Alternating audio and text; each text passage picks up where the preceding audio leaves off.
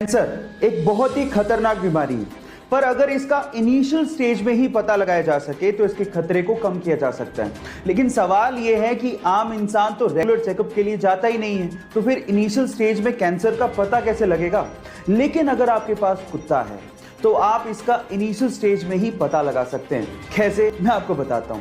Research के अनुसार यह पता लगा है कि जिस इंसान को कैंसर होता है उसके शरीर से एक स्पेसिफिक गंध आती है जिसे कुत्ते बड़े आसानी से सूंघ लेते हैं और अजीब व्यवहार करने लगते हैं। तो अगर आपका कुत्ता आपसे अजीब व्यवहार कर रहा है तो आप समझ जाइएगा कि आपको डॉक्टर के पास जाके चेकअप करवाने की जरूरत है ना अमेजिंग फैक्ट। बीते हुए कल को और आने वाले कल को क्या कहते हैं? नहीं, मैं कोई फिलोसफिकल बातें नहीं कर रहा हूं। इनफैक्ट मैं ये इंग्लिश के पॉइंट ऑफ व्यू से पूछ रहा हूं। खैर, ये तो आपको पता ही होगा कि बीते हुए कल को यस्टरडे और आने वाले कल को टुमारो कहा जाता है। लेकिन अगर मैं आपसे सवाल पूछूं कि कल के बाद जो दिन आएगा उसे इंग्लिश में क्या कहा जाता है, तो आप लोग क्या कहेंगे?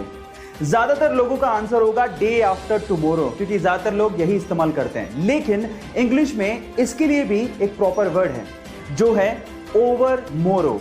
जी हां, कल को टुमारो कहते हैं तो कल के बाद आने वाले कल को ओवर मोरो कहते हैं। OVERMORROW। गाइस, है ना इंटरेस्टिंग फैक्ट। एन रिचर्ड नामक एक ऑस्ट्रेलियन बंदे को रोड पे एक जोई यानी कि एक बेबी कंगारू अपने मां के शव के पास मिला।